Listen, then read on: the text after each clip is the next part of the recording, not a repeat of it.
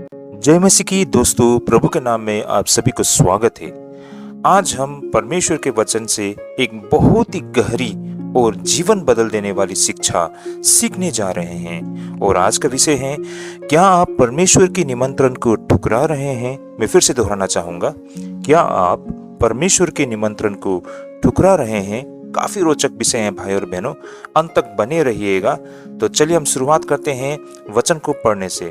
और वचन को लिया गया है लूका रचित सुसमाचार 14 अध्याय 15 से लेके 24 पद तक।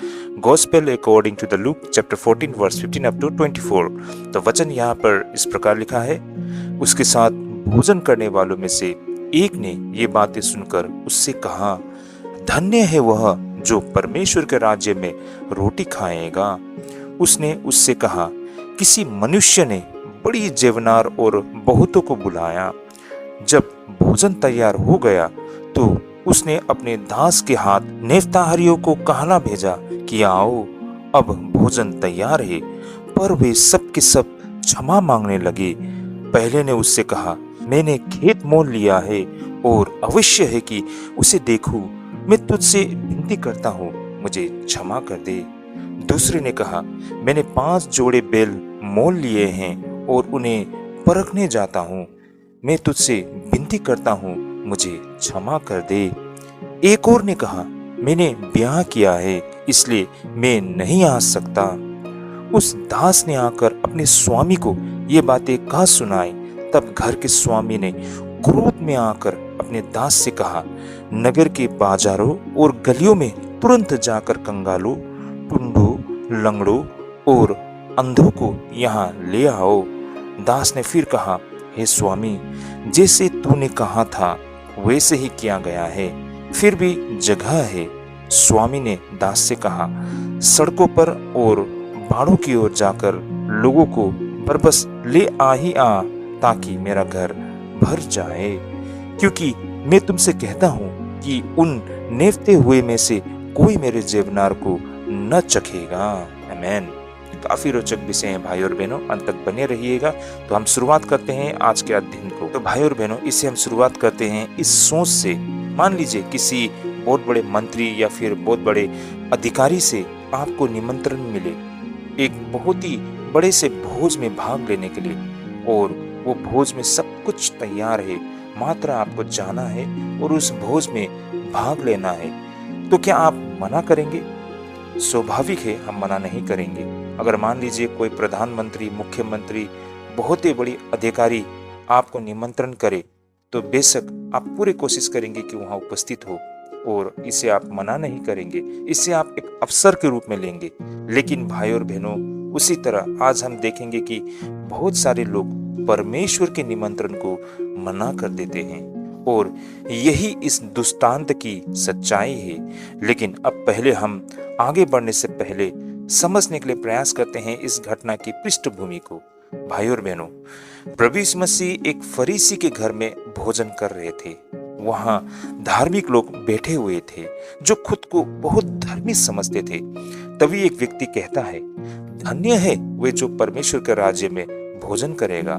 जैसे कि 14 का 15 पद में लिखा है, उसके साथ भोजन करने वालों में से एक ने ये बातें सुनकर उससे कहा, धन्य है वह जो परमेश्वर के राज्य में रोटी खाएगा।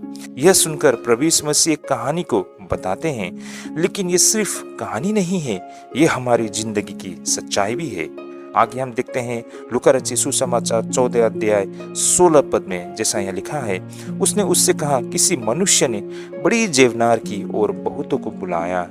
कहने का तात्पर्य, एक मनुष्य ने बहुत ही बड़ा भोज तैयार किया था।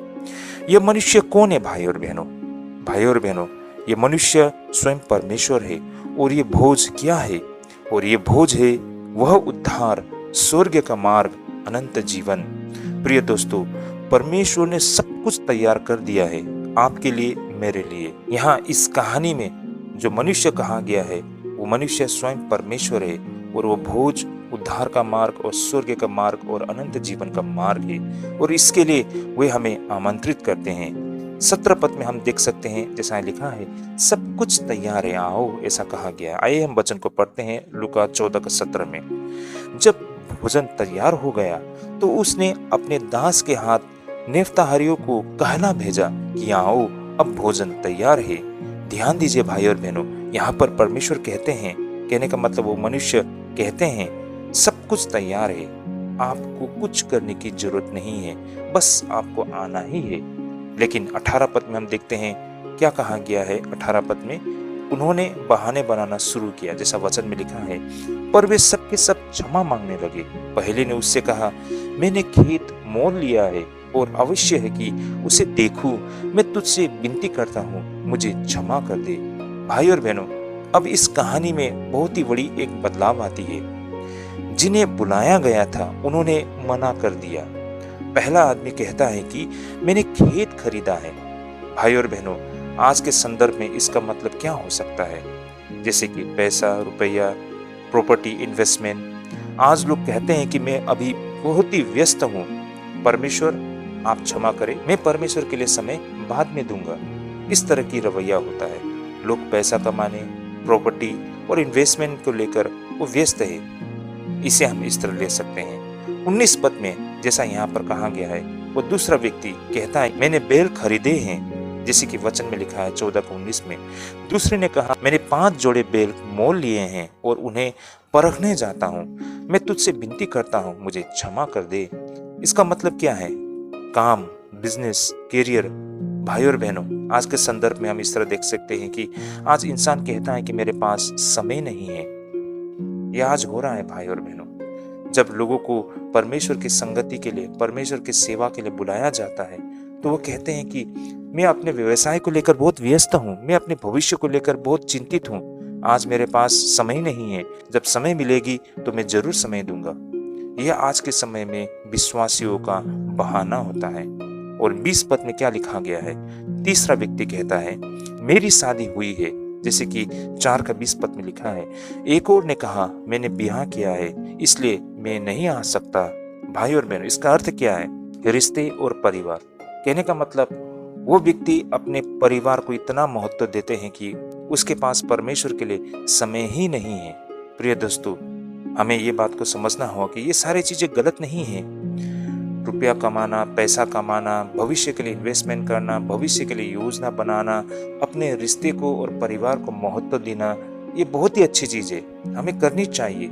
लेकिन जब ये परमेश्वर से ज्यादा महत्वपूर्ण हो जाए तब ये बहाने बन जाते हैं। तो भाई और बहनों, अब मैं आप सभी से एक सवाल पूछता हूँ, आपका बहाना क्या है? क्या आप भी परमेश्वर की सेवा के लिए, परमेश्वर के संगति में आने के लिए मना करते हैं, इसलिए क्योंकि आपका व्यवसाय में बहुत व्यस्त है, आपके भविष्य को लेकर आप बहुत गंभीर है, आपके परिवार और आपके रिश्ते को संभालते संभालते आपके पास परमेश्वर की सेवा करने के लिए समय ही नहीं है? क्या ये सारे आपके बहाने हैं? कुछ लोग कहते हैं कि मैं अभी जवान हूँ, बाद में देखेंगे, अभी जिंदगी का मजे करने दो। लेकिन सच्चाई क्या है? बहाने आपको परमेश्वर से दूर कर देते हैं। एक व्यक्ति था, वो हमेशा कहता था कि मैं रविवार को चर्च जाना चाहता हूँ, लेकिन क्या होता है कि कभी मेरे काम निकल आते हैं, तो कभी मेरे बीच में मेरे दोस्त आ जाते हैं, या फिर घर में कुछ फंक्शन होता है, या घर के लोगों को लेकर मैं व्यस्त रह जाता हूँ, और धीरे धीरे उसका दिल परमेश्वर से दूर हो जाता है। भाई और बहनों, ये स्वाभाविक है, हमने बहुत सारे लोगों के जीवन में ये देखा है। एक समय में वो परमेश्वर को लेकर बहुत ही गंभीर था, परमेश्वर के सेवकाई में अपने सब कुछ उसने निछावर किया था, लेकिन समय के साथ वो परमेश्वर से दूर हो गया है। इसका कारण जब पता लगाया गया तो ये पता चला कि वो अपने मित्रों को लेकर बहुत व्यस्त है, अपने निजी जीवन को लेकर वो व्यस्त है, ज्यादा से ज्यादा समय वो अपने परिवार को संभालने में ही देते हैं। और भाई और बहनों, ये सब चीज गलत नहीं है, लेकिन जब आप इन सारी चीजों को परमेश्वर से ऊपर रख देते हैं तो समस्या वहीं हो जाती है। शैतान आपको पाप में नहीं, बहानों में फंसाते हैं। ये बात को हमेशा याद रखिए, शैतान आपको पाप में नहीं, बहानों में फंसाते हैं। अब यहाँ पर हमें ध्यान देने वाली बात ये भी है कि जब लोगों ने उस व्यक्ति को मना किया तो उस व्यक्ति ने क्या किया? उसने गरीबों, अंधों, लंगड़ों को बुलाया, जैसे कि यहाँ वचन में लिखा है लूका 14 का 21 से लेके 23 पद में। मैं इसे पढ़ लेता हूँ। जैसा यहाँ लिखा है, उस दास ने आकर अपने स्वामी को ये बातें कह सुनाई। तब घर के स्वामी ने क्रोध में आकर अपने दास से कहा, नगर के बाजारों गलियों में तुरंत जाकर कंगालों, टुंडों, लंगड़ों और अंधों को यहाँ ले आओ। दास ने फिर कहा, हे स्वामी, जैसे तूने कहा था वैसे ही किया गया है, फिर भी जगह है। स्वामी ने दास से कहा, सड़कों पर और बाड़ों की ओर जाकर लोगों को बरबस ले ही आ, ताकि मेरा घर भर जाए। तो भाई और बहनों, इसका मतलब क्या है? परमेश्वर नम्र लोगों को चुनते हैं जो कहते हैं कि प्रभु मैं योग्य नहीं हूँ। भाई और बहनों, जो लोग अपने आप को बहुत ही योग्य समझते थे, जिनको लगता था कि वो पैदाइशी ईसाई परिवार से आए हैं, वो बचपन से संडे स्कूल जाते हैं और उन्होंने सारा जीवन मसीह जीवन की तरह कटाया है, उनको लगता है कि वे लोग बहुत ही धन्य हैं, उन्होंने परमेश्वर के लिए बहुत कुछ कर लिया है और वे अब अपने ही तरीके से चलते हैं। ऐसे लोग परमेश्वर से दूर रहते हैं। परमेश्वर किसे पसंद करते हैं? परमेश्वर के लिए कौन प्रिय है? जो लोग नम्र और अपने आप को योग्य नहीं समझते हैं, है ना भाई और बहनों? जो लोग अपने आप को योग्य नहीं समझते हैं और जो लोग नम्र होते हैं, वो सत्य को ढूंढते हैं, वो परमेश्वर को ढूंढते हैं। और जब वो परमेश्वर को ढूंढते हैं तो उन्हें सत्य प्राप्त होता है, उसे परमेश्वर का सामना करने का अवसर मिलता है, वे परमेश्वर के निकट पहुंचते हैं। धार्मिक लोगों ने परमेश्वर को इनकार कर दिया, लेकिन टूटे हुए लोगों ने परमेश्वर को स्वीकार किया। जब आपको लगता है कि आप योग्य नहीं हैं, आप मानते हो कि आप पापी हो, आप परमेश्वर के निकट जाने के योग्य नहीं है, तो भाई और बहनों, यही एक प्रमाण है कि आप सत्य को समझ रहे हैं, परमेश्वर की इच्छा को समझ रहे हैं और आपके मन में सत्य के लिए प्रेम है, आप परमेश्वर को ढूंढ रहे हो और यही एक जरिया है परमेश्वर की ओर पहुंचने के लिए। तो भाई और बहनों, आखिरी पद में ये लिखा है कि जो पहले बुलाए गए थे वे स्वाद नहीं चखेंगे, जैसे कि 14:24 में लिखा है, क्योंकि मैं तुमसे कहता हूं कि उन नेफ्ते हुए में से कोई मेरे जेवनार को न चखेगा। यह एक चेतावनी है मित्रों, क्योंकि भाई और बहनों, जैसा मैंने पहले कहा, बहुत लोगों को लगता है कि वो पैदाइशी ईसाई परिवार से आए हुए लोग हैं और उनको लगता है कि स्वर्ग का राज्य उनके लिए निश्चित है, लेकिन ये एक भ्रम है भाई और बहनों, उनकी गलतफहमी है और उनकी गलत सोच है। देखा जाए तो जो लोग अपने आप को पैदाइशी मसीह समझ के बैठे हुए हैं, वे लोग परमेश्वर को नहीं ढूंढ रहे हैं, वे सुस्त पड़ गए हैं, अपने ही दुनिया में मस्त है। लेकिन हाल ही में आए विश्वासी लोग, वे चुस्त है, परमेश्वर को ढूंढ रहे हैं, परमेश्वर की इच्छा को समझने के लिए प्रयास कर रहे हैं। यह व्यवहार इसी घटना को दर्शाते हैं। हमें ये याद रखना होगा कि अवसर हमेशा नहीं रहेगा। आज बुलावा है, कल देर हो सकती है। भाई और बहनों, आज हम परमेश्वर का इनकार कर रहे हैं। हमें जब परमेश्वर की सेवा के लिए बुलाया जाते हैं तो हम कारण बताते हैं, हम बहाना बनाते हैं। हमें लगता है कि हमने सब कुछ जान लिया है, हमने सब कुछ समझ लिया है, हमको सब पता है। इस तरह की रवैया एक दिन हमें ले डूबेगा। आज परमेश्वर आपको बुला रहा है, क्या आप बहाना बनाएंगे या कहेंगे प्रभु मैं आ रहा हूँ? अगर आप आज निर्णय लेना चाहते हैं तो अपने दिल में ये प्रार्थना जरूर कीजिए कि हे प्रभु यीशु मसीह, मैं अपने बहानों को छोड़ दूंगा, मैं आपके पास आता हूँ, मुझे स्वीकार करे, मुझे बदल दे। भाई और बहनों, बहाने आपको नरक की ओर ले जाते हैं, लेकिन विश्वास आपको स्वर्ग तक पहुंचाता है। इस तथ्य को हमेशा याद रखिए। तो आज के अध्ययन से हमने क्या सीखा है? परमेश्वर का निमंत्रण अनुग्रह है, अधिकार नहीं। ये दृष्टांत में भोज कोई साधारण भोजन नहीं है, ये परमेश्वर का राज्य, उद्धार और अनंत जीवन है। तो भाई और बहनों, हम इसे अपने कर्मों से कमा नहीं सकते हैं, यह हमें निमंत्रण के रूप में दिया जाता है। इसका मतलब ये है कि आप अच्छे हैं इसलिए नहीं, बल्कि परमेश्वर अच्छा है इसलिए यह अवसर आपको मिला है। तो भाई और बहनों, जैसे किसी अमीर व्यक्ति ने आपको बिना योग्यता के अपने घर में बुलाया, वैसे ही परमेश्वर हमें बुला रहे हैं। क्या आप इसे इनकार करेंगे? दूसरा भाई और बहनों, बहाना सबसे बड़ा खतरा है। यहाँ पर इस दृष्टांत में तीनों लोगों ने कोई गलत काम नहीं किया था। खेत खरीदना गलत नहीं, काम करना गलत नहीं, विवाह करना गलत नहीं, लेकिन उन्होंने इन चीजों को परमेश्वर से ऊपर रख दिया था। सबसे बड़ा पाप हमेशा बुरा काम नहीं होता है भाई और बहनों, कभी कभी अच्छी चीजें भी परमेश्वर की जगह ले लेती है। तो जो चीज आपको परमेश्वर से दूर करे वही आपका बहाना है। भाई और बहनों, परमेश्वर का बुलावा समय सीमित है, ये बात को हमेशा याद रखें। मैं फिर से कहना चाहूंगा, परमेश्वर का बुलावा समय सीमित है। शुरू में निमंत्रण दिया गया, फिर समय आया, फिर मौका खत्म हो गया। ये चीज हमने इस दृष्टांत में देखा है। आज आपको बुलावा मिला है, आज अगर इसे आप इग्नोर करते हैं, इसे आप नजरअंदाज करते हैं, कल आपको ये मौका न मिले।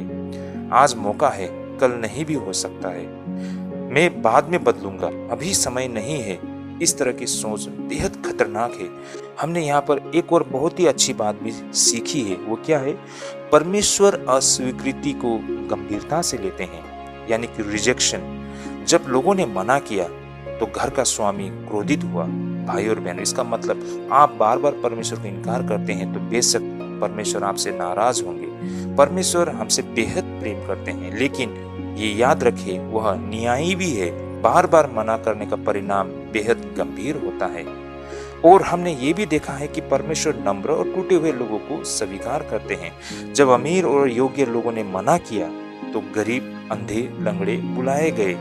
यहाँ से हम क्या सीख सकते हैं? परमेश्वर को प्रभावित करने के लिए परफेक्शन नहीं चाहिए, बल्कि नम्र दिल चाहिए। टूटा और खेदित मन परमेश्वर तुच्छ नहीं जानता। भाई और बहनों, हम चर्च में बहुत बार ऐसे लोगों को देखते हैं जो बहुत खूबसूरत तरीके से गाना गाते हैं, वचन बोलते हैं, उनको बातें करना आता है, उनको कपड़े पहनना आते हैं, बहुत ही खूबसूरत होते हैं। ऐसा लगता है कि इस भाई और इस बहन में सब कुछ है। लेकिन भाई और बहनों, परमेश्वर इससे बढ़कर हमारे हृदय को देखते हैं कि हम कितना नम्र है। क्या हम टूटा और खेदित मन से परमेश्वर के निकट आए हैं? इन सारी चीजों को परमेश्वर देखते हैं। परमेश्वर हमारी बाहरी रूप को देखकर प्रभावित नहीं होते हैं, बल्कि हमारे हृदय को देखते हैं। इसलिए भाई और बहनों, आप क्या पहनते हैं और किस तरह गाते हैं, किस तरह सोचते हैं, ये नहीं, बल्कि आपका मन कैसा है, ये मायने रखता है। एक व्यक्ति जो कहता है कि मैं पापी हूँ, मुझे मदद चाहिए, वह परमेश्वर के करीब होता है, बजाय उसके जो कहता है कि मैं ठीक हूँ, मुझे जरूरत नहीं। तो भाई और बहनों, आप ही समझ जाइए, हमने ये भी देखा है कि परमेश्वर का प्रेम सबके लिए है। सड़कों और गलियों से लोगों को लाओ, ऐसा कहा गया है। इसका मतलब क्या है? कोई जाति, धर्म, स्टेटस मायने नहीं रखता है। परमेश्वर हर इंसान को बुलाते हैं। अंत में कुछ लोग हमेशा के लिए छूट भी जाते हैं, जैसे कि वचन में कहा गया है कि वे मेरे भोज का स्वाद नहीं चखेंगे। तो भाई और बहनों, हर कोई अंत में नहीं बचेगा। जो बुलावे को ठुकराते हैं वे खो जाते हैं। तो भाई और बहनों, हमें यहाँ पर आज यही बात को याद रखना है कि परमेश्वर बुला रहा है, बहाने मत बनाइए। समय अभी है, नम्र बने, बुलावों को स्वीकार करें। तो भाई और बहनों, परमेश्वर आपको इसलिए नहीं बुला रहा क्योंकि आप योग्य हैं, बल्कि इसलिए क्योंकि वह आपसे बेहद प्रेम करते हैं। प्रभु आप सभी को आशीष करे। जय मसीह की।